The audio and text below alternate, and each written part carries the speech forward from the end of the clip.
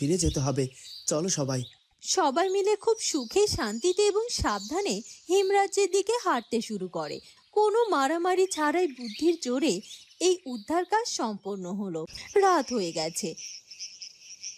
হেমরাজ্যের রাজপ্রাসাদে একটি সুন্দর অলিন্দ চারুলতা কক্ষে শুয়ে আছে। তার মুখে আজ এক অদ্ভুত তৃপ্তির ছাপ। রাজপুত্র অরুণ ধীর পায়ে সেখানে এসে দাঁড়ালো। চারু, তুমি তুমি এখনো জেগে আছো? সকালের মিষ্টি রোদ, হেমরাজ্যের রাজপ্রাসাদের বাগান। চারুলতা একটি রেশমের সুতো হাতে নিয়ে পরীক্ষা করছে। রাজপুত্র অরুণ হাসি মুখে সেখানে এলো। চারু, তুমি কি রাত দিন শুধু এই সুতো কাপড় নিয়ে পড়ে থাকবে? এবার তো আমাদের একটু নিজেদের কথা ভাবা উচিত। দুই রাজ্য তো এখন এক হয়ে গেছে।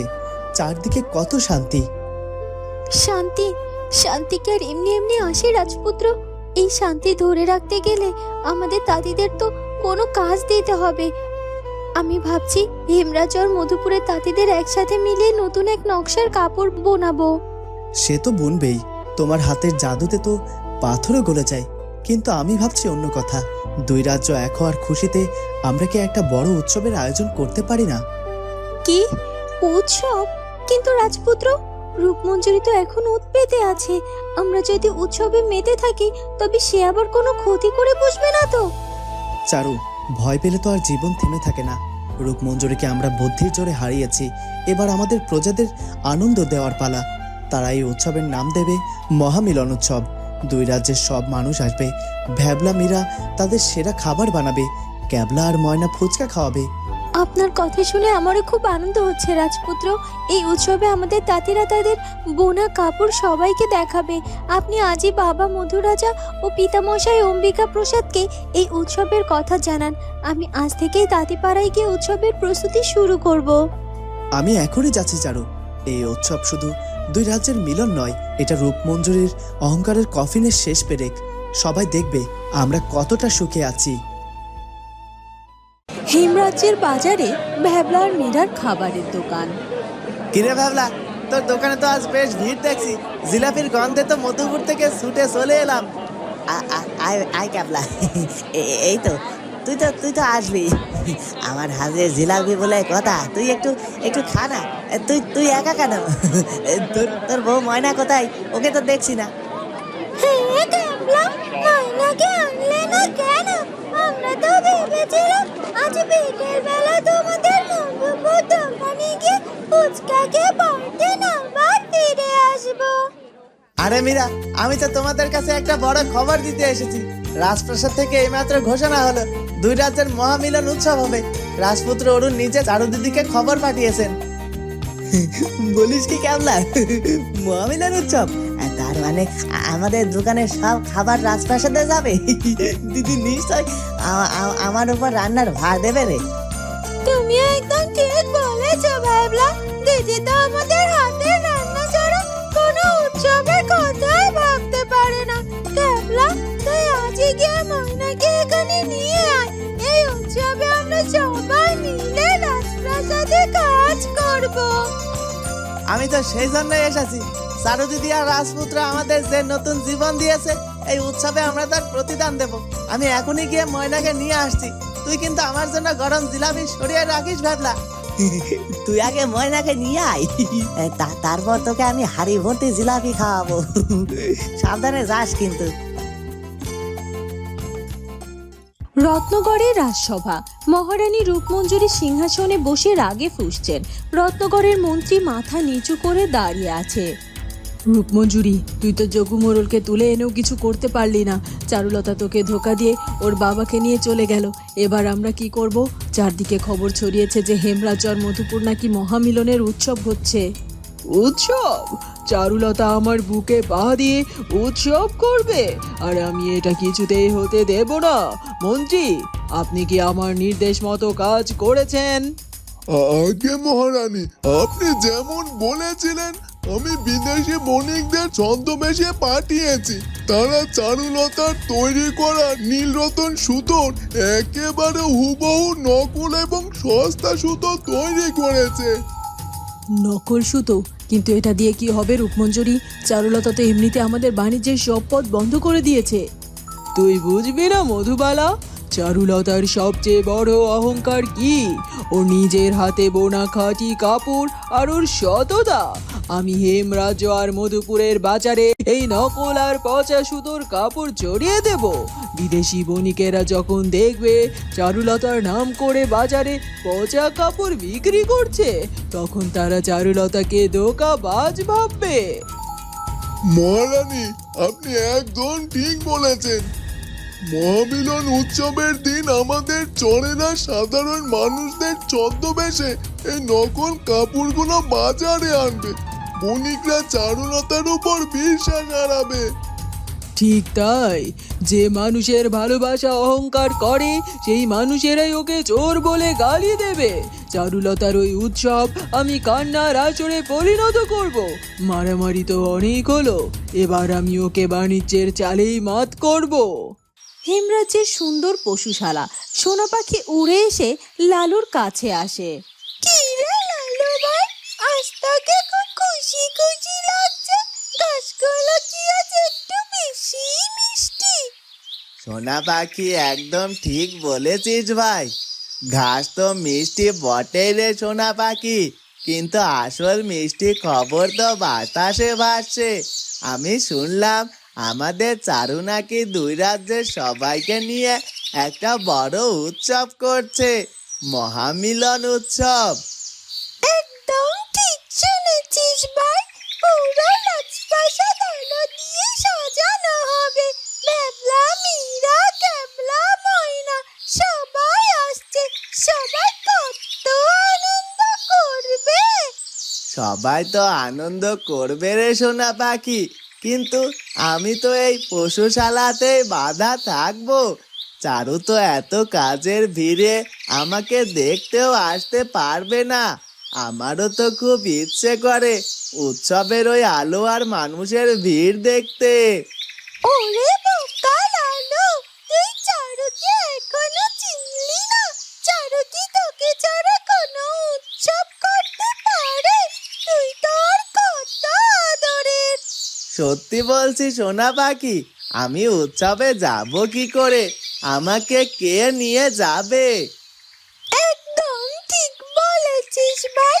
ওই রাক্ষসীদের কাজই তো ক্ষতি করা, আর আমাদের কাজ হলো আনন্দে থাকা। চল, তুই এখন পেট ভরে খেয়ে নে। উৎসবের দিন তোকে তো সবার সামনে খুব সুন্দর হয়ে দাঁড়িয়ে থাকতে হবে। সোনা পাখি মিষ্টি সুরে গান গাইতে গাইতে আকাশের দিকে উড়ে যায়। মধুপুরের বাজার। ময়না নিজের ফুচকার দোকানে আলু মাখাচ্ছে। ক্যাবলা দৌড়াতে দৌড়াতে সেখানে এসে হাজির হয়। সে হাঁপাচ্ছে, কিন্তু মুখে চওড়া হাসি। ময়না, ও ময়না, তাড়াতাড়ি হাত চালাও, আজ আর দোকানে বসতে হবে না, সব গুছিয়ে নাও। ও মা, তুমি এমন হাঁপাচ্ছ কেন? আর দোকান গুছিয়ে নেব মানে? এতগুলো আলু মাখালাম, সব তো নষ্ট হয়ে যাবে নাকি? আরে আলুর চেয়ে অনেক বড় আনন্দের খবর আছে। আমাদের সারো দিদি আর রাজপুত্র মিলে দুই রাজ্যের মহামিলন উৎসবের আয়োজন করেছে গো। ভ্যাবলা আর মীরা তো আনন্দে লাফাচ্ছে। ওরা আমাদের এখনই হেমরাজে যেতে বলেছে গো। সত্যি বলছো? দিদি উৎসবের আয়োজন করছে? তাহলে তো খুব মজা হবে। আমি তো কতদিন হেমরাজ্যের রাজপ্রাসাদ দেখিনি। তুমি একটু দাঁড়াও গো, আমি তাড়াতাড়ি সব হাঁড়ি পাতিল গুছিয়ে নিচ্ছি। তুমি শান্ত হয়ে গোছাও, আমি তোমাকে সাহায্য করছি। জানো ময়না, দিদি তাদের সাধারণ মানুষদের রাজপ্রাসাদের উৎসবে দেখে যে সম্মান দিচ্ছে, তা আমাদেরও দিচ্ছে গো। এরকম তো কোনো রাজ্যের কোনো রাজাই দেয় না গো। দিদি তো মহান, তুমি আর আমি তো সাধারণ ফুচকাওয়ালা। কিন্তু দিদির ভালোবাসায় আমরা আজ রাজকীয় সম্মান পাচ্ছি। চলো, আমি আমার সবচেয়ে ভালো লাল শাড়িটা পরে নেব আজ। মীরাকেও অনেকদিন দেখিনি। তুমি লাল শাড়ি পরলে তো হেমরাজ্যের প্রদীপ তোমার সামনে নিভে যাবে গো। চলো চলো, দেরি করলে ভ্যাবলা আবার সব জিলাপি একাই খেয়ে ফেলবে। স্বামী আর স্ত্রীর এই মিষ্টি কথার মাঝে তারা দ্রুত দোকান গুছিয়ে হেমরাজ্যের দিকে রওনা হয়। দুই রাজ্যের মিলনের ফলে দূরত্বও যেন কমে যায়। হেমরাজ্যের রাজপ্রাসাদে যোগু মোড়লের কক্ষ। মীরা দৌড়ে আসে সেখানে। বাবা, ও বাবা, তুমি শুনেছো? রাজকুমারের চারু দিদি মিলে মহামিলন উৎসবের আয়োজন করেছে গো। পুরো রাজপ্রাসাদ আলো দিয়ে সাজানো হবে। আমি সব শুনেছি মা। সারুমা সকালে এসে আমাকে বলে গেছে এই উৎসব তো তোদের জন্যই রে মা। তোরা সাধারণ মানুষেরা মিলেমিশে হাসি খুশিতে থাকবি, এটা তো সারুমায়ের সবচেয়ে বড় চাওয়া রে। মা মীরা, তুই আর ব্যাবলাকে এই উৎসবে শুধু ঘুরবি নাকি কোনো কাজের ভারও নিয়েছিস? তুমি কি যে বলো না মা, ব্যাবলার আমি তো পুরো উৎসবে মিষ্টি বানানোর ভার নিয়েছি গো। আর ক্যাবলার ময়না চলে এসেছে, ওরা ফুচকার দোকানও দেবে। আমরা চারজন মিলে উৎসবকে মাতিয়ে দেব মা। তোদের এই আনন্দ দেখলে আমার বুকটা ভরে যায়। একটা সময় ছিল যখন আমরা মধুপুরে দুবেলা দুমুঠো খাওয়ার জন্য কত কষ্ট করতাম, আর আজ আমার সারু মায়ের দয়ায় আমরা রাজপ্রাসাদের উৎসবে কাজ করছি। উপরালা আমার সারু মাকে শত আয়ু দান করো। বাবা, তুমি একদম চিন্তা করো না, ওই উৎসবে আমি নিজে তোমাকে আর মাকে সামনে বসিয়ে সব রকম মিষ্টি খাওয়াবো। ওই রূপমঞ্জরি তোমাকে অনেক কষ্ট দিয়েছে, এবার শুধু আনন্দের দিন। পিতা কন্যা এবং মায়ের এই সুন্দর পারিবারিক আলাপ এক নিখাত শান্তির বার্তা বরণ তৈরি করে। মধুপুরের সীমানা, রাজেশ তলোয়ার হাতে পাহারায় দাঁড়িয়ে আছে। জেসমিন ছুটে আসে সেখানে। রাজেশ বাবু, আপনার জন্য খুব ভালো একটা খবর আছে। মহারাজ মধু রাজা খবর পাঠিয়েছেন, আমাদের আর এই সীমানায় দাঁড়িয়ে পাহারা দিতে হবে না। পাহারা দিতে হবে না মানে? কিন্তু রূপমঞ্জরি যদি আবার কোনো হামলা করে, চারুদিদি কি সীমানা খালি রাখতে বলেছে? না না, সীমানার জন্য প্রহরী থাকবে। চারু দিদি আমাদের হেমরাজে ডেকে পাঠিয়েছেন। মহামিলনের উৎসব, দিদি আপনাকে পুরো উৎসবের পাহারার দায়িত্ব দিয়েছেন, আর আমাকে বলেছে মধুপুরের তাঁতিদের সাথে নিয়ে যেতে। সত্যি বলছো জেসমিন? দিদি আমাকে এত বড় দায়িত্ব দিয়েছে? এই উৎসব তো দুই রাজ্যের সম্মানের ব্যাপার। আমি আমার জীবন দিয়ে হলেও এই উৎসবকে সুরক্ষিত রাখবো। আমি জানি আপনি পারবেন, আর আমি মধুপুরের সব তাঁতিদের বড় সেরা কাপড়গুলো নিয়ে যাব। বিদেশি বণিকেরা এসে যখন আমাদের হাতের কাজ দেখবে, তখন হেমরাজের সাথে আমাদের মধুপুরের সম্মান অনেক বেড়ে যাবে। তুমি তো আমার জীবনের সবচেয়ে বড় সম্মান জেসমিন। চলো মধুপুরের দাদিদের নিয়ে হেমরাজ্যের দিকে রওনা হই। বাবা আর মাকেও সাথে নিয়ে যাব, তারা উৎসব দেখে বেশ খুশি হবেন। হেমরাজ্যের তাঁতিপাড়া, চারুলতা এবং রাজপুত্র অরুণ তাঁতিদের সাথে কথা বলছে। চারুলতা একটি নতুন নকশার কাপড় মনোযোগ দিয়ে দেখছে। এমন সময় এক বিদেশি বণিক খুব রেগে হাতে একটি ছেঁড়া ও রং ওঠা কাপড় নিয়ে সেখানে আসে। যুবরানী চারুলতা, আমি আপনার সম্মানের কথা শুনে অনেক দূর থেকে ব্যবসা করতে এসেছিলাম, কিন্তু আপনি আমাদের সাথে এই প্রতারণা কেন করলেন? কি প্রতারণা? আপনি কি বলছেন কি বণিক মশাই? আমরা তো আমাদের সেরা সুতো দিয়ে কাপড় তৈরি করি, আমি তো কিছুই বুঝতে পারছি না। দেখুন দেখুন, আপনার রাজ্যের সীমানায় কিছু লোক চারুলতার খাঁটি নীল রতনের সুতো বলে এই কাপড়গুলো আমাদের কাছে বিক্রি করেছে। আমরা অনেকগুলো মোহর দিয়ে কিনেছি, কিন্তু এক পশলা বৃষ্টিতে সব রং ধুয়ে গেছে আর সুতো ছিঁড়ে যাচ্ছে। কি আপনার সততা? আপনি মুখ সামলে কথা বলুন বণিক মশাই। যুবরানী চারুলতা কখনো মিথ্যার আশ্রয় নেন না। এই কাপড় হেমরাজ্যের তাঁতিদের তৈরি নয়। রাজপুত্র, আপনি শান্ত হন, বণিক মশাইকে রাগ করবেন না।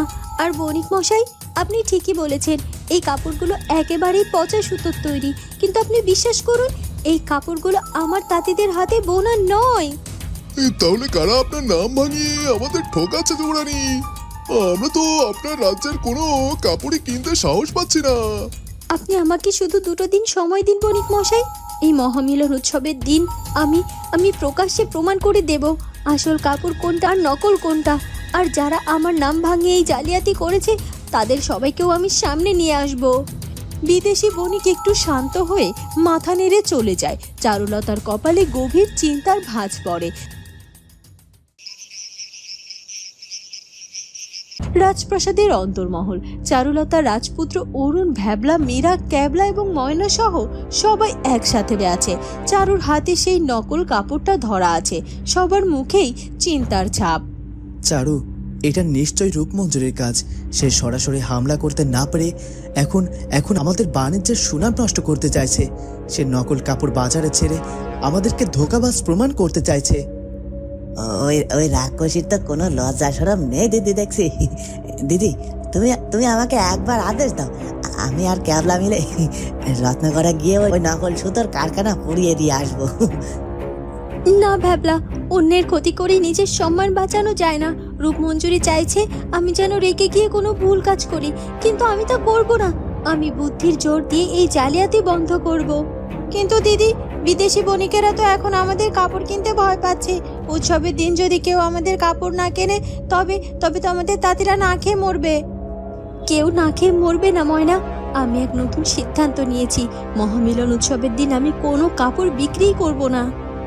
কাপড় বিক্রি করবে না? তাহলে উৎসব করে কি লাভ দিদি? আমি কাপড় বিক্রি করব না, আমি প্রকাশ্যে কাপড় বুনবো। উৎসবের মাঝখানে একটা বিশাল তাঁত বসানো হবে। আমি, মীরা, জেসমিন আর আমাদের সব সেরা সেরা তাঁতিরা মিলে বিদেশি বণিকদের সামনে বসে সুতো তৈরি করব এবং কাপড় বুনবো।